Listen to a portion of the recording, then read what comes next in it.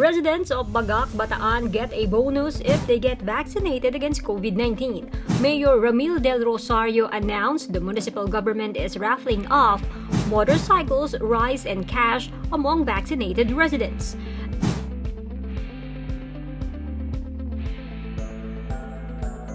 The raffle is not a one-time event. Every vaccination site in Bagac will have a regular raffle.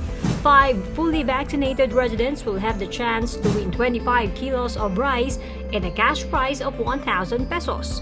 For the motorcycle, 1 unit is up for grabs every time Bagac records 5,000 additional fully vaccinated residents.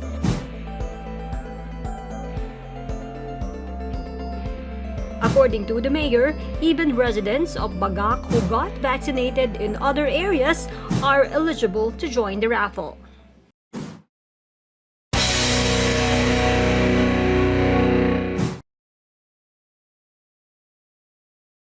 Thank you for watching Politico TV. Please like and subscribe to our channel for more videos.